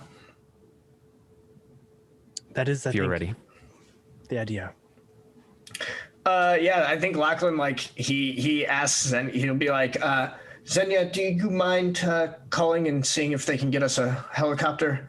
I've got some phone calls to make up to the station. I think that they always keep a helicopter fueled and ready to go after several of the incidents you've been involved with, including being attacked and blowing up a statue. So yeah, like it's just a matter of getting the ready pilot ready to go. Yeah, so they have like a Minuteman situation. Yeah. I think meanwhile, Lachlan is gonna get Sir Tyr Sauron on the phone. Okay. And it's like a lot of he's drunk. Yeah. Like time to sober up. Yeah, so he's gonna give him like the like big picture of like what they need to do when it comes to these Aki Herzog employees. And he's basically at first he's gonna like give a bunch of like he like gives a name of like some like union supervisors or whatever. Oh yeah, he picks up on what you're putting down. Like he's just it's like I understand. Yeah, I'll get those people. The equivalent of Lachlan's union toughs are gonna go like, oh my God. Make sure that these guys are not gonna. I'll make sure those troublemakers are taken care of, my lord. Don't worry about that. I've been keeping my eye on them. I never trust a snake. Excellent. I knew I put you in charge for a reason. Just if there's something stuck, I think if you blast it with aerospace cannons, that worked last time. So. I don't know if that's I don't know relevant. about aerospace cannons, but let me tell you something. We'll just have their shift replaced for this upcoming. Oh, that's better. No one will that's know better. a thing. Oxygen failure in one of the rooms. Yeah. Oh Jesus! No, he doesn't mean a habitable room, right? But there's a station emergency, and the next shift has to like stay on rather than get replaced, right? Yeah. Okay. Good stuff. Put them out in the airlock. No, he's not going to kill them. Jesus. He's turned himself into like a space station pirate. He's like, "Arr, walk the planks." Yeah, and then as long as Eric's on board with this, I think like after he gets off the phone, there's still like kind of like awkward small talk, like awkward, overly formal small talk between them while they're like getting. It's like, it's been a while. How's the wife? Oh, she's busy. You know, becoming a pilot. They work him hard there at New Avalon. Yeah. I think Xenia or Anko's like over with Xenia, like talking. I mean, it's good that they're talking. Xenia's just like, are you going with them or should I start some tea? I am going with them. To okay, make sure I'm gonna stay here with the kids, but you seem really involved with Jasper, even though you haven't known him for that long. So I'm trying to make up for what's happened in recent times. So it just time will heal the wounds. It worked for me. That and it's a lot to having take on. someone. Yeah. Oh my goodness, you're talking about all my challenges. And I think there's like a lady like discussion or like knowing glance of noble ladies. I want to be clear, Xenia does not get that knowing glance. Okay. She does not have that level of social. Yeah. Yeah, she didn't have this level of social intuition. What are you doing? Yeah. Is there something on my face? See, what I love this whole time is you're like, lady talk with Xenia, and I'm like, that's not who Xenia is. No. Yeah. No, you're doing one of those glances that Lachlan gives me. I still don't know what it means. Robot talk works better for her. I don't know what this is. Yeah, right. I think there's like a moment of like awkward silence between the two where like Xenia's trying to figure it out. Anyway. So as you're all flying, you get a update from what I'm going to call the baronial text message group that's being formed for like, last second emergency defense. Bassett has basically outlined that the best time to attack would almost certainly be during Ogon Shukan, which is an entire week of holidays that's celebrated throughout the Combine, but especially on Dela Cruz, with it being such a wealthy planet. They basically have like a week-long festival that clogs the streets and brings in tons of visitors. The local military force is apparently quite small at this time, and they don't expect that to get reinforced in the next couple of months. So this came from Bassett? Yep, Bassett is suggesting that you attack in late April, essentially. Okay. It gives you plenty of time to come up with transport. What was the name of that festival again? Ogon Shukan. It's Golden Week. It's basically like 7 consecutive holidays. Okay. That sounds sick. Yeah. Yeah, people take the entire week off in Japan. Yeah. So. Okay. Cool. I was just taking notes that way I remember because trying to organize all that stuff. Interesting. Bassett already had an idea of that. Cool. Well, I mean, it's hours later, and it's like him texting you at 1 a.m. like, "Hey guys, you up? I came up with this good idea after talking to my strategists."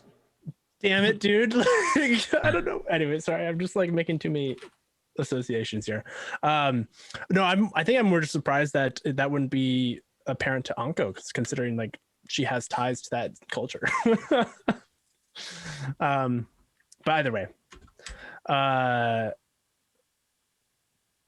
you all arrive at the planetary security compound. Like you're waved in.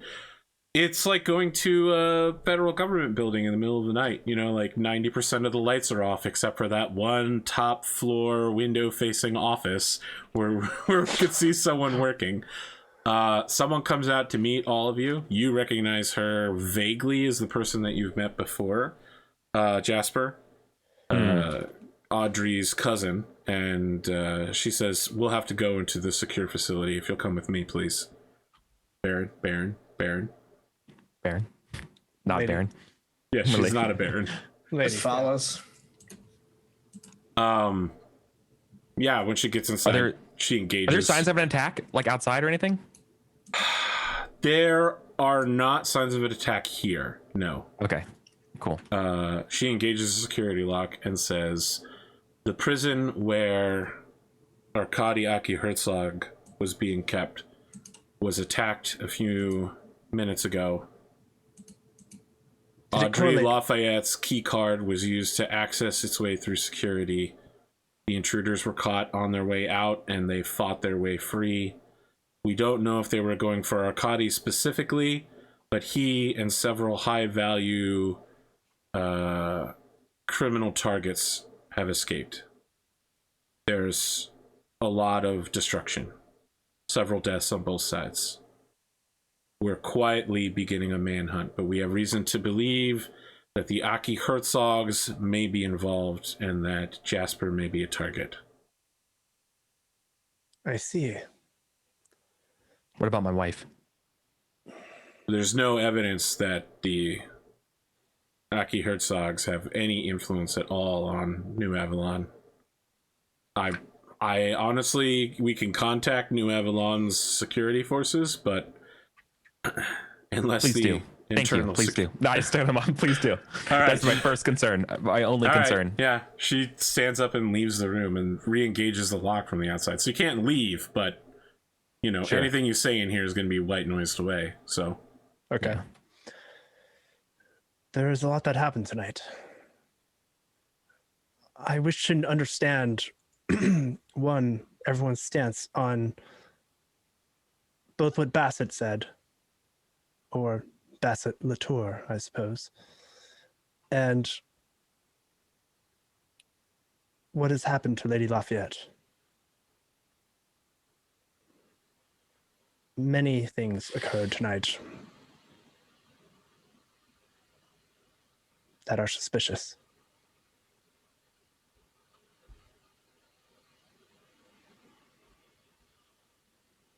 Agreed. Are you suggesting that you think it was Sebastian? I do not know. That was something that my brother was looking into. Frankly, I don't think this was. I think this is a bit sloppy for him. It's possible, but sloppy. I suppose now's as good of a time as any to tell you I was going to speak about this to Lafayette and try to keep it just between the two of us until we were ready, but, well, I've been putting together a case to take Sebastian to noble court. I don't think it will be effective to try to prosecute him in any other fashion. I was going to try to work with planetary security to do it in the way that was least likely to give him an opportunity to flee. And what is it that is leading you down this path? He is responsible for a large-scale coercion and racketeering operation, blackmail, all sorts of criminal conspiracy, basic racketeering operation. He's pushing against basically all of the decent-sized businesses on planet, consolidating power, and getting rid of other criminal organizations on his way. And does this antagonize or connect with the, oh my god, I can't, how do you pronounce that again? The group? Aki Herzog? That's it, Aki Herzog. As far as I can tell, the Aki Herzog crime organization was just a part of this overarching machine. They were the ones who were helping him get those mechs, as we saw. As far as I can tell, his involvement with the Aki Herzogs was mostly kept above board on purpose, tried to push as much of the criminal activity as possible onto them so that it wasn't on him. But they're involved, certainly. As he said. And I think Anko looks at Jasper for a moment to. And what is your weight in this? I understand that this can be a difficult time since you put much trust into it, the Aki Herzog. Yes, my trust was clearly misplaced. I'm like deliberately being very terse with you. Mm-hmm. Like, yes, my trust was displaced. What has never been displaced is my sense of justice. And if this is the price for justice, so be it. I'll pay anything. I'm honestly glad to hear you say that. Lachlan looks incredibly guilty and is like, I'll be frank, I don't really see any way this case goes to court without it dragging your name through the mud as well. I care not. Yeah, okay, well, apologies for not letting you know I was working on that, but I mean... Ultimately, I think there's a glance that Anko makes. Sorry. Anko looks between you two. I see this as like a deep personal failure that I failed to do. Like I don't see it like as my father's failure. I see it as my failure that I did something wrong raising them. So it's like fine, like whatever it takes to make it right. But like I have to, I have to rebuild from something, right? Yeah, I will rebuild my name on firmer foundations. Lachlan definitely still feels a little guilty because it feels to him like he was Nothing just is like firmer than the truth. Musical. Had to reveal the fact that he was like planning to entirely fuck Jasper over. He's like, yeah, sorry about that. That's fine. Yeah, I have that bad reputation. No, you bought that off. You're good now. You did. Yeah. Apparently not. It's not falling back on you. Nobody's like, he's in on it. They're like, we have to protect him. That's true. I just get robbed of my successes with the Aki Herzogs, with my bodyguard and everything. But that's fine. It's fictional. I like it. Listen, these people, you're reading way too much. Everybody's like, the Aki Herzogs definitely did this, and all of them are in on it. And I'm like, wow, they're just, leaps, right over that canyon. Not even gonna look down first. Okay. Yeah, actually, there's a whole mess. Point. At the very least, Lachlan should try to have them rehabilitate the people, like see if they can get them to feel like they're like part of the shipping group as opposed to like part of this criminal organization. Like give them a way off. I mean, just start with figuring out who actually did this. Let's start there. I think that's where Anko's like. You guys have leaped so far ahead. I think that's kind of where Anko takes a step back and says, before we jump to any conclusions, it may be wise for us to at least understand where we are in all of this, as much did occur. Like trying to take a moment to step back and like reflect on I know we've all been through a lot in a very short amount of time. Let us attempt to work together and at least bringing justice to what happened to both Lady Lafayette, or Baroness. Is it Baroness Lafayette? Baroness Lafayette, and the Baroness Jana von Hohenheim. I mean, lady is an appropriate address either way, but it's easier to say, so that's probably what she'd say. Okay. Honestly, I think you're going to have a hard time pinning whatever's going on with Lafayette directly to Bassett. I think it'll be tangential involvement at best. I don't disagree. He does seem to cover his tracks. I'm also honestly not convinced he would do this. Doesn't seem entirely in his style. Well, as you say, it could be tangential, where he didn't directly influence this, but he perhaps said some words, did some things that led to this. Either way, where do we start?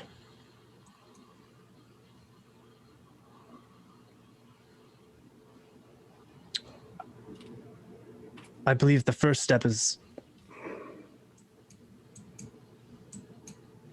aiding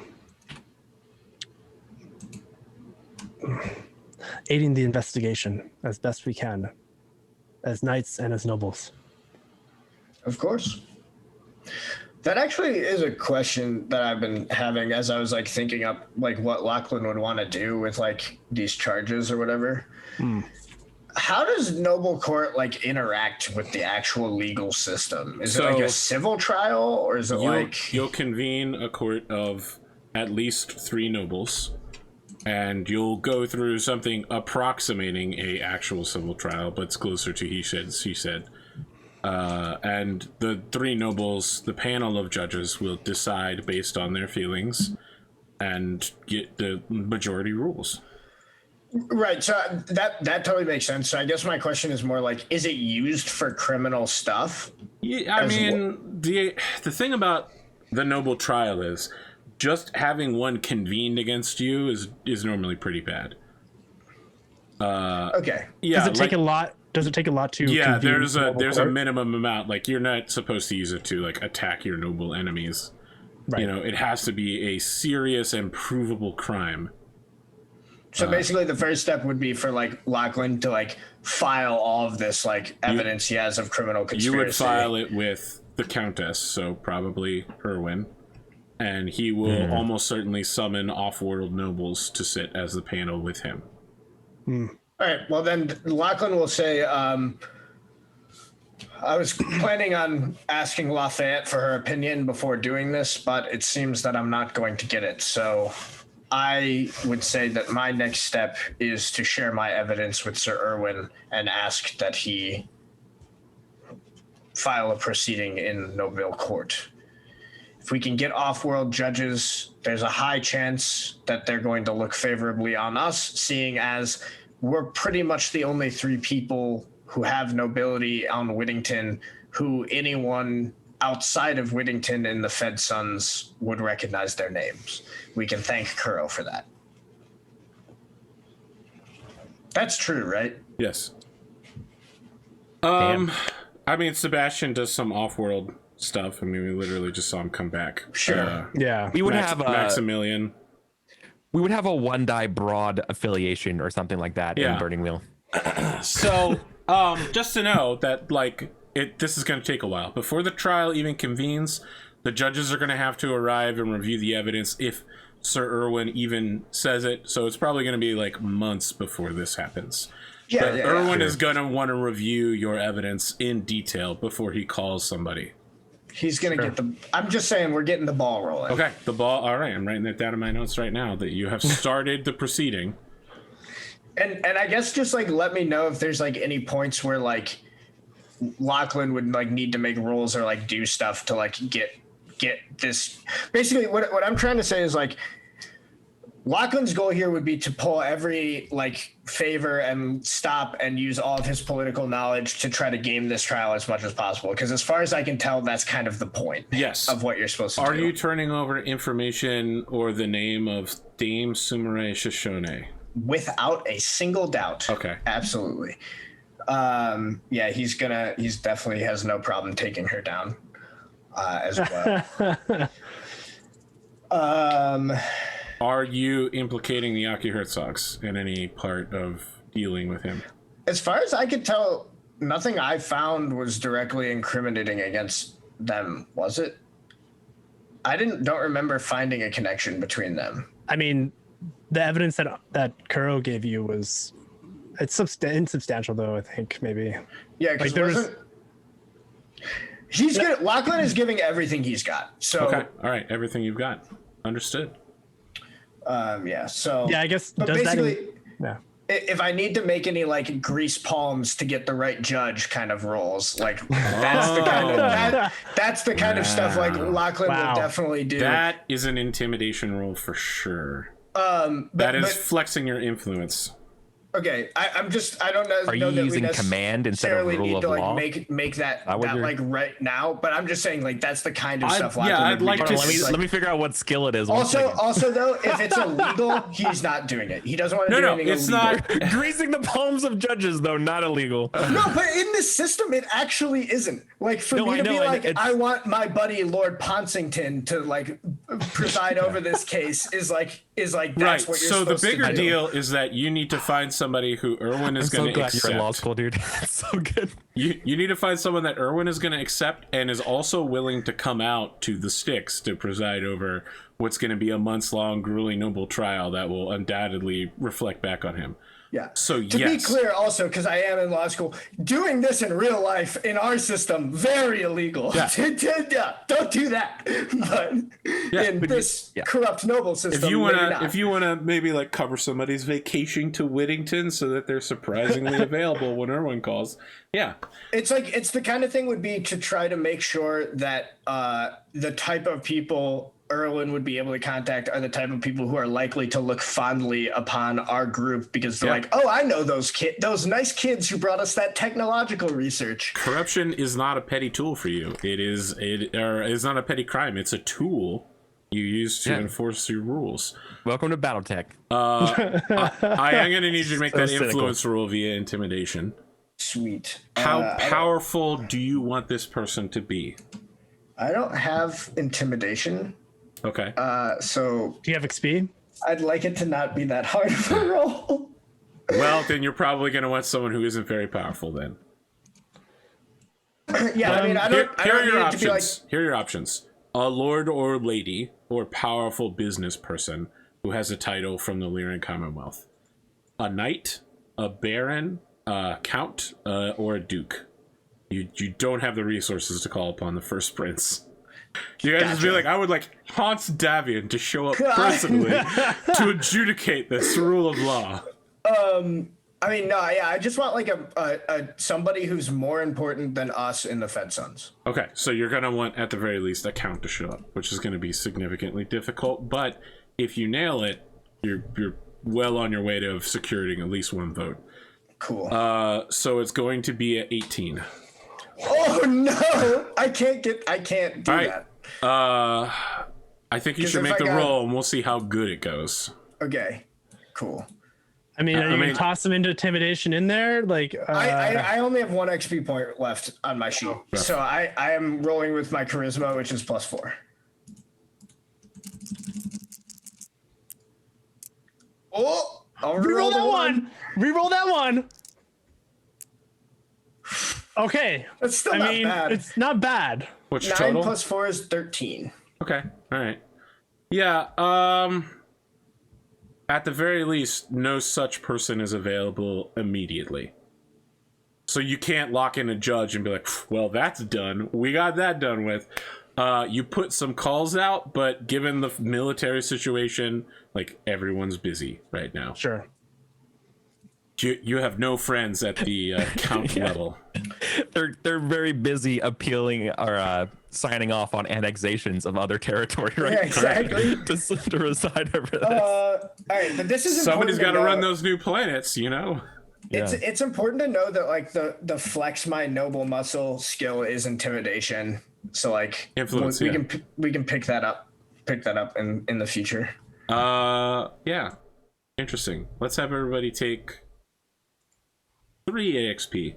We'll do that season ender EXP next episode. We're gonna have to bang out the next session though. All right. Okay. And then we're gonna do like, do we need a budget for that? do what?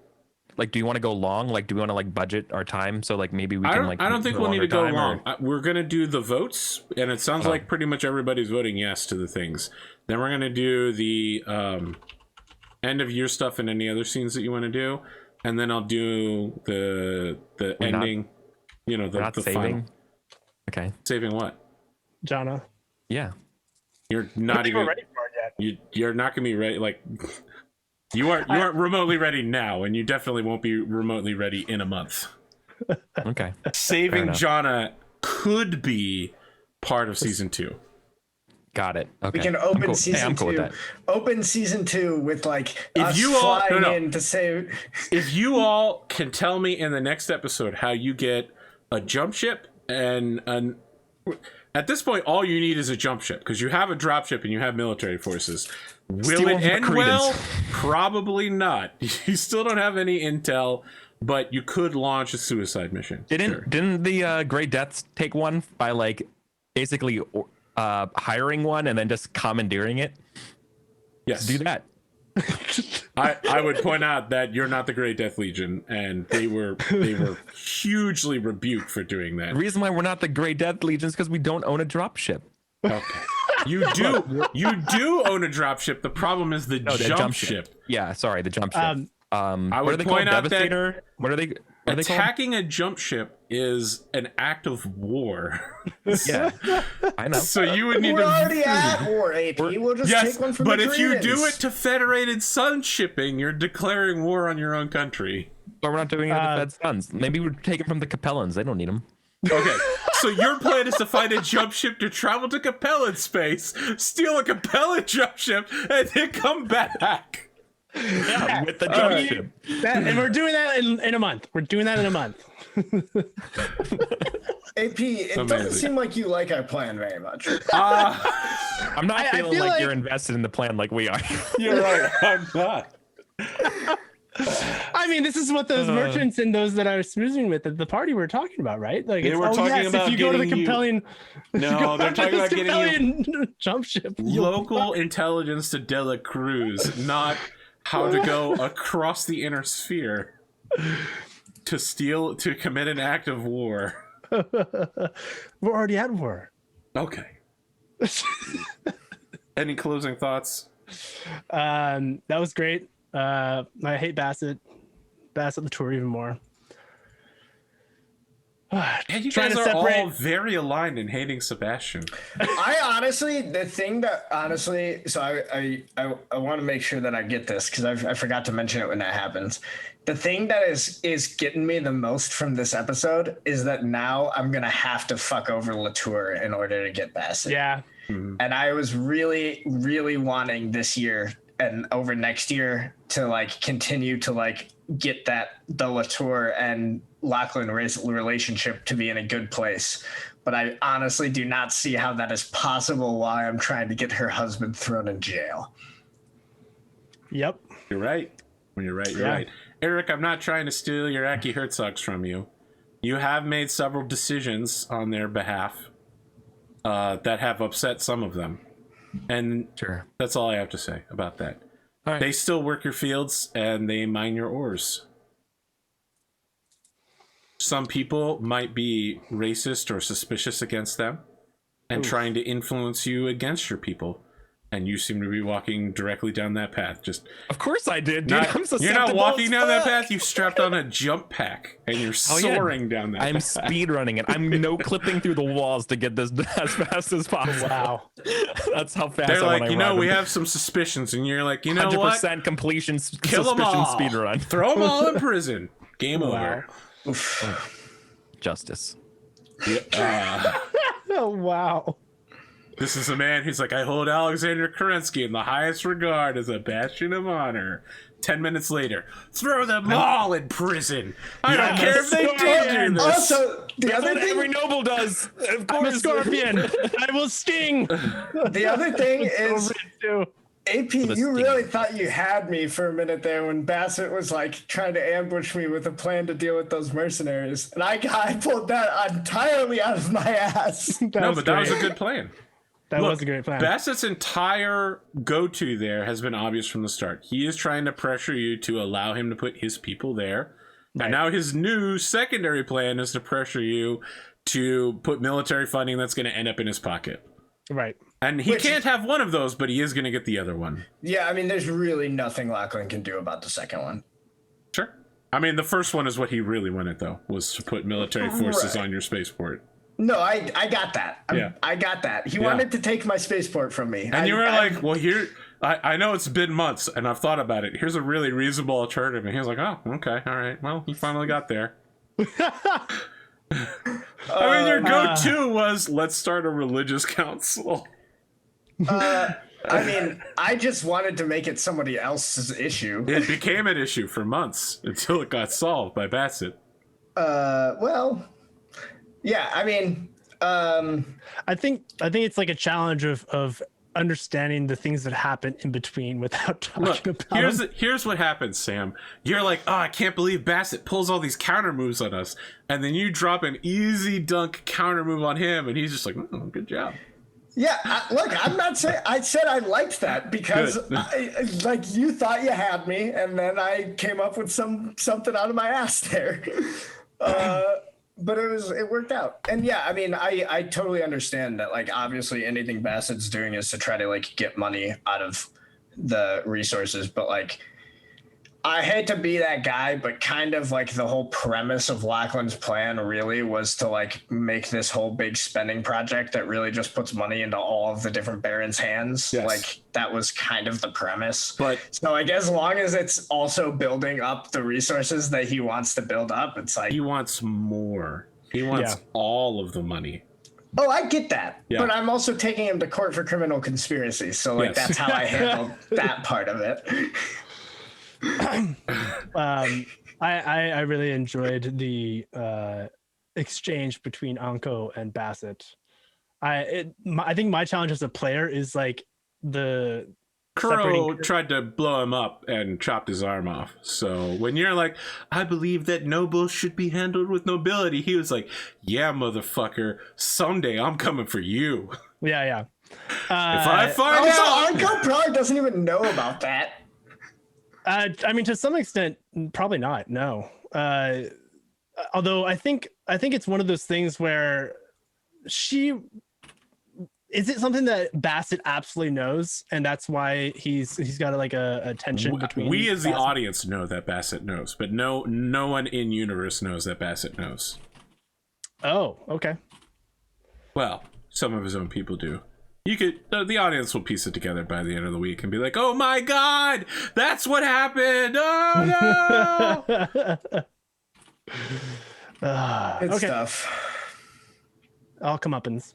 Oh yeah, and also I loved the Jasper stuff this time.